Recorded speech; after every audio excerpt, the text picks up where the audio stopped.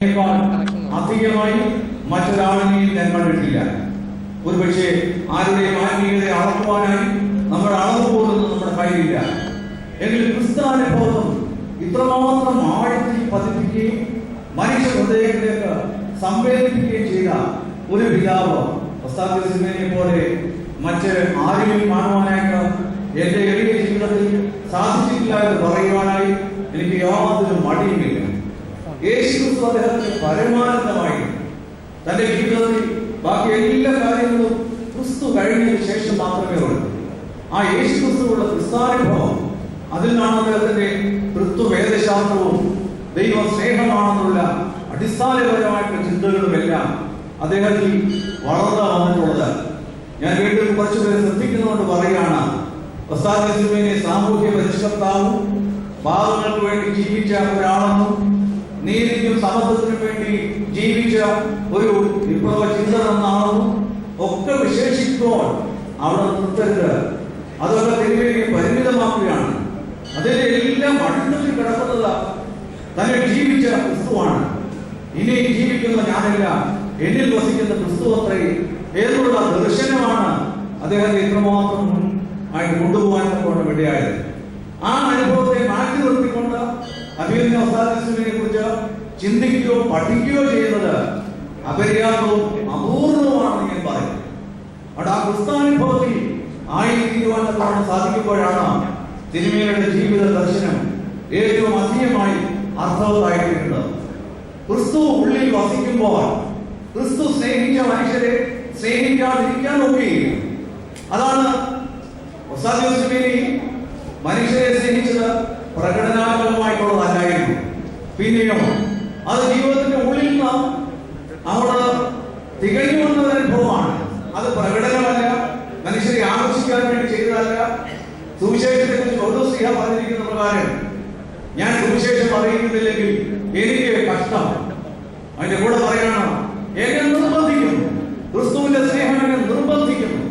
ഈ നിർബന്ധം അദ്ദേഹത്തിന്റെ മനസ്സിൽ എപ്പോഴും ഉണ്ടായിരുന്നു. അത്രമാത്രം നിറഞ്ഞു നിന്ന ഒരു ക്രിസ്തുവിലായ പുതിയ സൃഷ്ടിയാകുന്ന അനുഭവമാണ് അദ്ദേഹത്തെ മനുഷ്യ സ്നേഹത്തിന്റെ അനുഭവങ്ങളിലേക്ക് തള്ളി വെച്ചിട്ടുള്ളത്. അതുകൊണ്ട് ഈ ദൈവ സ്നേഹവും മനുഷ്യ സ്നേഹവും വേർതിരിക്കാൻ ഒക്കാതെ ഒരുമിച്ച് ചേർത്തിരിക്കുന്നതാണെന്ന് പഠിപ്പിച്ചിട്ടുള്ള, ജീവിതത്തിൽ കാണിച്ചു തന്നിട്ടുള്ള ഒരു വലിയ പിതാവാണ് അഭിമന്യനായ ഒസ്താദ്സിനെ. അതുകൊണ്ടാണ് ക്രിസ്തു സ്നേഹിച്ചത് തനിക്ക് സ്നേഹം വിചാരിക്കാൻ ഒക്കെയില്ല. ക്രിസ്തു അധികം സ്നേഹിക്കാനവരെ തിരുമേനിയും അധികം സ്നേഹിച്ചിട്ടില്ല. വ്യക്തിപരമായി സ്നേഹിച്ചിട്ടുണ്ട്. പക്ഷേ ക്രിസ്തു സ്നേഹിച്ച ആരെയായിരുന്നു?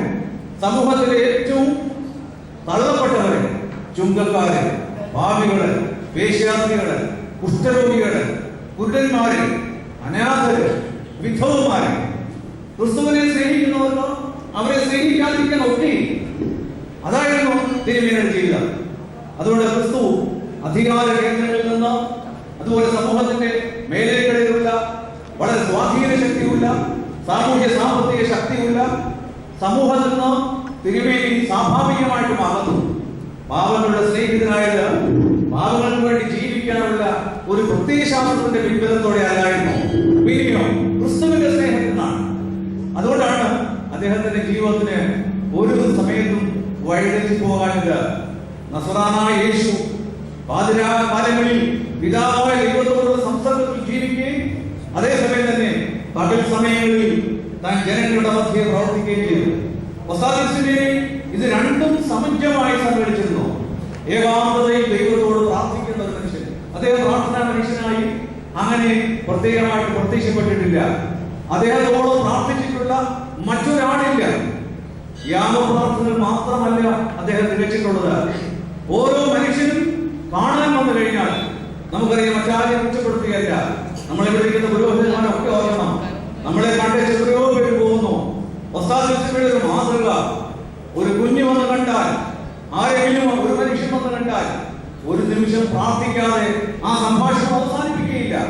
ഒരു ദിവസത്തിൽ എത്രയോ സമയമാണ് ഒസ്താദ്സിന് വേണ്ടി പ്രാർത്ഥിച്ചിട്ടുള്ളത്. പക്ഷെ ഒരിക്കലും അദ്ദേഹം പ്രാർത്ഥന മനുഷ്യനാണെന്ന് ഭാവിക്കുവോ? അങ്ങനെയുള്ള ഒരു ഭാവനയില്ലാതെ അദ്ദേഹത്തിന്റെ ജീവിതം അത്രമാത്രം ആഴമേറിയ പ്രാർത്ഥനാനുഭവം. അദ്ദേഹത്തിന്റെ കൂദാശാനുഭവങ്ങൾ തീക്ഷ്ണമായിരുന്നു. പ്രായമുള്ള വൈദ്യൻ വിശുദ്ധ ബലിയിൽ പങ്കെടുത്തപ്പോൾ അദ്ദേഹത്തിന്റെ പ്രായം കൊണ്ട് ആ ഞായറാഴ്ചയിൽ അദ്ദേഹം വിശുദ്ധ കുർബാന അനുഭവിച്ചില്ല. അദ്ദേഹത്തോട് വിളിച്ചിട്ട് പറഞ്ഞു, അച്ഛാ, വിശുദ്ധ ബലിയിൽ സംബന്ധിക്കുമ്പോൾ കുർബാന അനുഭവിക്കാതെ പോകരുത്. തിരുമേനിയുടെ വാർദ്ധക്യത്തിലും അദ്ദേഹം ആവതുണ്ടെങ്കിൽ ഈ ചാപ്പലിൽ വെളുപ്പിന് 5 മണിക്ക് 93 വയസ്സ് വരെ 94 വയസ്സിലും ചില ദിവസങ്ങളിൽ പാദയാത്രകളിൽ 5 മണിക്ക് ആ പിതാവിനോട് വന്നിരുന്ന പ്രാർത്ഥിക്കുമായിരുന്നുള്ളത് എത്രമാത്രം നമ്മളെയൊക്കെ ബോധരിപ്പിക്കേണ്ടതാണ്. നമ്മുടെ ക്ഷീണം കൊണ്ടും പ്രയാസം കൊണ്ടും കിടന്നുറങ്ങുവാനായിട്ട് ആഗ്രഹിക്കുമ്പോൾ 94-ാമത്തെ വയസ്സിലും ചാപ്പലിൽ വന്ന് തവമ പ്രാർത്ഥനകൾ യാമപ്രാർത്ഥന ചെയ്യിക്കുവാൻ 94-ാമത്തെ വയസ്സിലും നോമ്പ് ഉപവാസം പരീക്ഷിക്കുവാൻ അദ്ദേഹത്തിന് മടിയില്ലാതെ മാത്രമല്ല, അദ്ദേഹം നോമ്പ് ഉപവാസ അനുഷ്ഠാനത്തെ കുറിച്ച് കൂടെ നടന്നിട്ടുള്ള ഷമ്മാശന്മാരെ പറഞ്ഞിട്ടുണ്ട്.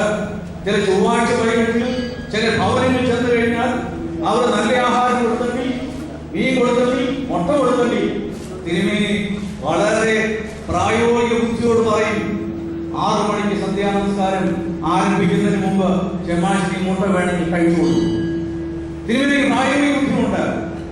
അതേസമയം തന്നെ തന്റെ സഭയുടെ നിയമങ്ങൾ, കാനൂനികമായിട്ടുള്ള നിയമങ്ങൾ ലംഘിക്കരുതെന്ന വളരെ ഉള്ളിന്റെ ഉള്ളിൽ വളരെ താല്പര്യമുള്ള ആളായിരുന്നു അദ്ദേഹം. അതങ്ങനെ പറഞ്ഞുകൊണ്ട് നടക്കില്ല.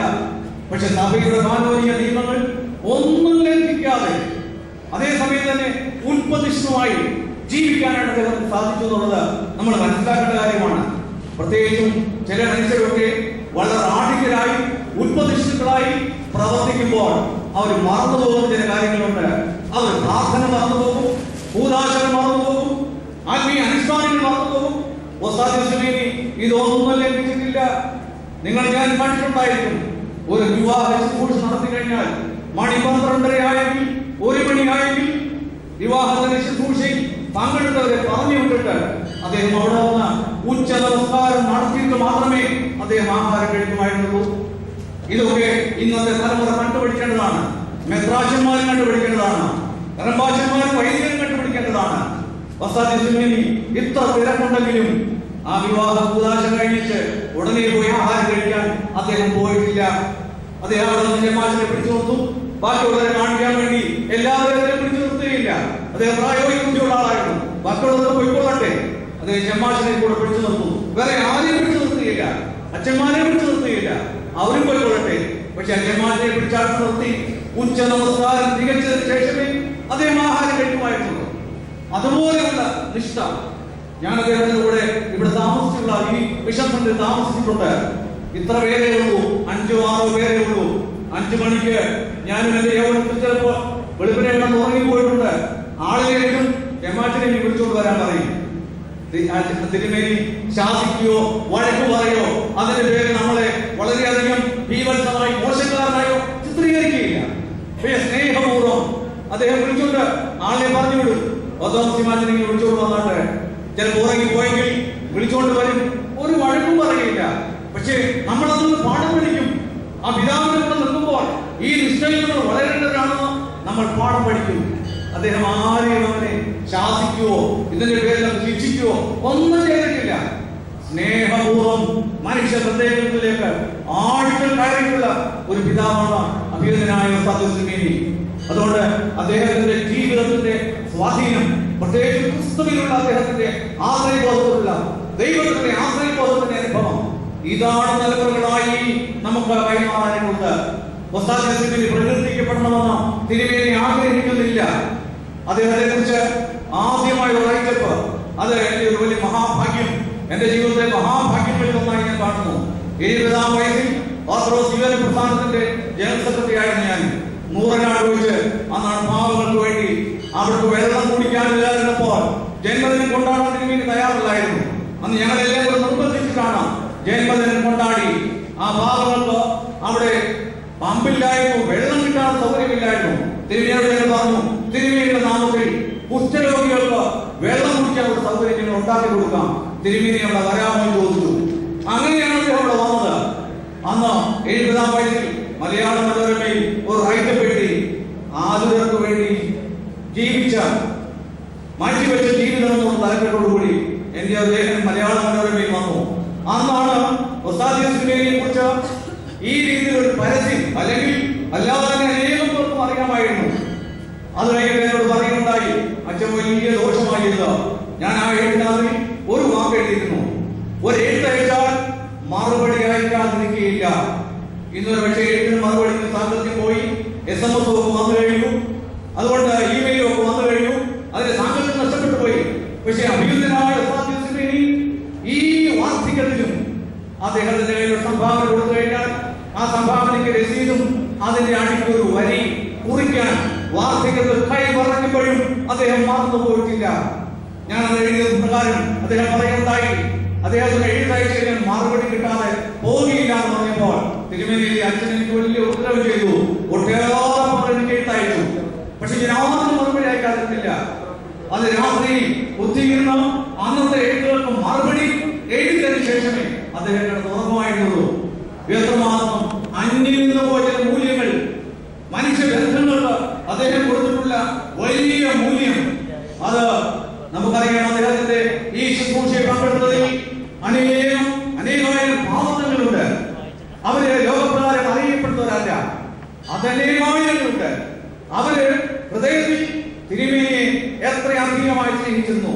ഞാൻ പറയും, ദൈവത്തിന്റെ സ്നേഹം ഏറ്റവും പ്രകടമാവുന്നത് സമൂഹത്തിൽ വെറുക്കപ്പെട്ടവരോട് താതാത്മ്യപ്പെടുക മാത്രമല്ല, അവർക്ക് സ്നേഹം അനുഭവിച്ചു.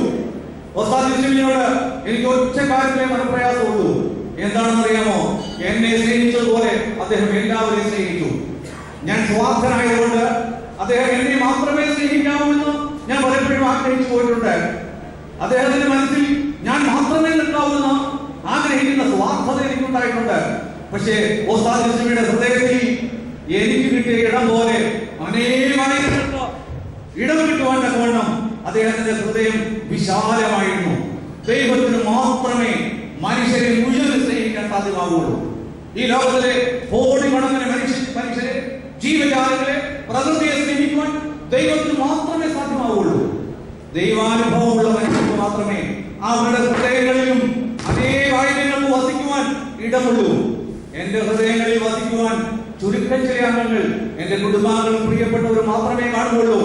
ഒസ്താദിന്റെ ഹൃദയത്തിൽ അതല്ല, ആയിരങ്ങൾ അദ്ദേഹത്തിന്റെ ഹൃദയത്തിൽ വസിക്കുന്നു. നമ്മൾ ഓരോരുത്തരും ചെല്ലുമ്പോൾ നമ്മുടെ കുടുംബാംഗങ്ങളുടെ പേര് ചോദിച്ച് അവിടെ ഇരുന്ന് ഒരു നിമിഷം ഓരോരുത്തരുടെ പേരിൽ പറഞ്ഞു പ്രാർത്ഥിച്ച് അവരുടെ ആവശ്യം പറഞ്ഞ് പ്രാർത്ഥിക്കുന്ന ആ ഒരു പിതാവിന്റെ ചിത്രം അതിനെ അംഗീകരിക്കുവാൻ പകർന്നെടുക്കുവാൻ ഒരാൾ നമുക്കിന്നില്ല. പക്ഷെ എനിക്ക് വലിയ ശക്തി തോന്നുന്നുണ്ട്, വലിയ ഉറപ്പ് തോന്നുന്നുണ്ട്. മധ്യസ്ഥ പ്രാർത്ഥനയിൽ വളരെ വിശ്വാസമുള്ള ഒരാളാണ്. സഭയുടെ വിശ്വാസം എനിക്കുണ്ട്. എന്നിരുന്നാലും മധ്യസ്ഥ പ്രാർത്ഥനയ്ക്ക് വളരെയേറെ അർത്ഥമുണ്ടെന്ന് ഒന്നുകൂടെ എനിക്ക് ഉറപ്പ് കിട്ടിയത് അഭിനന്ദനായ ഉസ്താദിന്റെ ജീവിതമാണ്. കാരണം ജീവിച്ചിരിക്കുമ്പോൾ തന്റെ അടുക്കൽ വരുന്ന ഓരോ കുഞ്ഞിനെയും പിടിച്ചു നിർത്തി ഒരു വേദവാക്യം പറഞ്ഞു കൊടുക്കുക പ്രാർത്ഥിക്കുന്ന പിതാവ് സ്വർഗത്തിൽ ഇരുന്നുകൊണ്ട് മറ്റെന്തായിരിക്കും ചെയ്യുന്നത്? തീർച്ചയായും ആ പിതാവ് ഓരോ നിമിഷവും നമുക്കെല്ലാവർക്കും വേണ്ടി, സർവ്വ സൃഷ്ടിക്കും വേണ്ടി ദൈവ സന്നിധിയിൽ പ്രാർത്ഥിച്ചുകൊണ്ടിരിക്കുന്നു എന്നല്ല.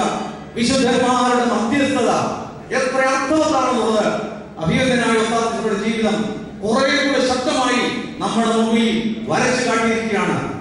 വാക്കും ചിന്തയും പ്രവൃത്തിയും കൂടെ സംയോജിപ്പിക്കുന്ന ഒരു സമഗ്രമായ ജീവിതമായിരുന്നു അഭിനന്ദനായ ഉസ്താദിന്റെ വാക്ക്, ചിന്ത, പ്രവൃത്തി. അദ്ദേഹത്തിന്റെ വാക്കുകൾ ചിന്തയിൽ വരുന്നു, ആ ചിന്ത പ്രവൃത്തിയിലേക്ക് മാറുന്നു. ഈ വാക്കും ചിന്തയും പ്രവൃത്തിയും ദൈവത്തോടുള്ള ബന്ധത്തിൽ സമന്വയിപ്പിക്കേണ്ട പോണം അദ്ദേഹത്തിന് സാധിച്ചു എന്നുള്ളത് വളരെ അധികമായിട്ട് എടുത്തു പറയേണ്ടതാണ്. ഞാൻ യുവാക്കളെ ദൃഷ്ടിപ്പിക്കുന്നില്ല, ഇത് അവസാനിപ്പിക്കട്ടെ. ഈ സുവിശേഷാലയത്തിന്റെ ഒരു ഘട്ടം മുതൽ ഇതിന്റെ ഭാഗമായി പ്രവർത്തിക്കുവാൻ എനിക്ക് സാധിച്ചു. 1979 അദ്ദേഹം എന്നെ ഇന്ത്യയിൽ പഠിപ്പിക്കാൻ വിടുന്നത് ഈ സുവിശേഷാലയത്തിൽ പഠിപ്പിക്കുവാൻ വേണ്ടിയാണ്. അതിനുള്ള വിഷയം പറഞ്ഞാണ് എന്നെ പഠിപ്പിക്കാൻ വിട്ടത്. പക്ഷെ ആ വിഷയം അവിടെ പഠിക്കാൻ സാധിച്ചില്ല. എങ്കിലും ഈ മിഷൻ സഭയെ കുറിച്ച് ഒരു ദർശനമുണ്ട്. അതുകൊണ്ട് എനിക്ക് ഓർമ്മിപ്പിക്കാനുള്ളത് ഒസ്താദിന്റെ ആദരാഞ്ജലി പ്രഖ്യാപിച്ചത് അല്ലെങ്കിൽ ആദരാഞ്ജലി പ്രകടിപ്പിച്ച് മടങ്ങിപ്പോയാൽ ഒസ്താദിന്റെ ആത്മാവ് സന്തുഷ്ടമാവുകയില്ല. അദ്ദേഹം കൊടുത്തിട്ടുള്ള തിരി നിങ്ങൾ ഞാൻ ഏറ്റുവാങ്ങണം. വാക്കുകൾ കൊണ്ടല്ല, പ്രവൃത്തികൾ കൊണ്ട്. ഈ മിഷൻ സെന്റർ സഭയുടെ സുവിശേഷത്തിന്റെ കേന്ദ്രമാണെന്ന് അദ്ദേഹം ഞാൻ ഓർക്കുന്നു അദ്ദേഹത്തിന്റെ 80-ാം ജന്മദിനത്തിൽ VC ശാമുവേലച്ചൻ ഒരു പ്രസ്താവന നടത്തുന്നുണ്ടായി. അദ്ദേഹം പറയുന്നത്, VC ശാമുവേലച്ചൻ നമുക്ക് എല്ലാവർക്കും അറിയാം, അങ്ങനെ മനുഷ്യരെ പുകഴ്ത്തുന്ന ഒരാളല്ല. എങ്കിലും അദ്ദേഹം പറഞ്ഞു, യാഥാസ്ഥികമായ ഈ ഓർത്തഡോക്സ് സഭയെ ഒന്ന് കുളിക്കുവാനായി ഈ ഭൂമിയിൽ ജനിക്കേണ്ടത് ദൈവത്തിന്റെ നിശ്ചയമായിരുന്നു എന്ന് അഭിനന്ദനായ പ്രഖ്യാപിച്ചു. ഞാൻ വാക്കുകൾ ദീർഘിപ്പിക്കുന്നില്ല. അതുകൊണ്ട് ഈ തിരുമേനിയിൽ നിന്നുള്ള ദർശനം അല്പമെങ്കിലും ഏറ്റുവാങ്ങാൻ, സുവിശേഷത്തിന്റെയും നന്മയുടെയും മനുഷ്യ സ്നേഹത്തിന്റെയും വേദനിക്കുന്നവരുടെ ജീവിതത്തിൽ പങ്കുചേരുവാനുള്ള അദ്ദേഹത്തിന്റെ മാതൃകയിൽ നിങ്ങൾ ഞാൻ പങ്കുചേർന്ന ഈ സഭ സുവിശേഷമുള്ള സഭയായി, സുവിശേഷത്തിന് അനേക മാനങ്ങളും അർത്ഥങ്ങളുമുണ്ട്. അത് കുറച്ചൊക്കെ തിരുമേനി നമുക്ക് കാണിച്ചു തന്നു. അതിനെ ഉൾക്കൊള്ളുവാൻ ഈ കബറിടം ഒരു പ്രചോദന കേന്ദ്രമാകട്ടെ. ഇനിയുള്ള നാളുകളിൽ അദ്ദേഹം പ്രാർത്ഥിച്ച ഈ ദേവാലയത്തിൽ അദ്ദേഹം ജീവനോടെ ഇരുന്നതിനെ പ്രാർത്ഥികമായി ഈ കബറിൽ അദ്ദേഹം സജീവനാണ്. ഇവിടെ വന്ന് പ്രാർത്ഥിക്കുന്ന എല്ലാവരും അവരുടെ പ്രാർത്ഥനകൾക്ക്, പ്രത്യേകിച്ചും ആത്മീയമായ യാതനകൾക്ക് മറുപടി കിട്ടാതെ പോവുകയില്ല. ഈ കബറിടം ഒരു തീർത്ഥാടന കേന്ദ്രമാകും. ജനക്കൂട്ടം വരണമെന്ന അർത്ഥത്തിലല്ല ഞാൻ പറയുന്നത്. എങ്കിലും പ്രാർത്ഥിക്കുന്ന മനുഷ്യരുടെ അഭയ കേന്ദ്രമായി വിദൂര ഭാവിയിൽ ഈ കേന്ദ്രം തീർത്ഥാടന കേന്ദ്രമാകുന്ന കാര്യത്തിൽ സംശയമില്ല. അദ്ദേഹത്തിന്റെ ദർശനം ഉൾക്കൊണ്ടുകൊണ്ട് സുവിശേഷത്തിന്റെ ആ തിരി തലമുറയിലേക്ക് കൈമാറുവാനുള്ള പ്രതിജ്ഞ എടുക്കാൻ കൂടി ഈ കബറടക്ക ദിവസത്തിൽ നമുക്ക് ദൈവം ഇടയാക്കട്ടെ എന്ന് പ്രാർത്ഥിച്ചുകൊണ്ട് എന്റെ വാക്കുകളെ അവസാനിപ്പിക്കും.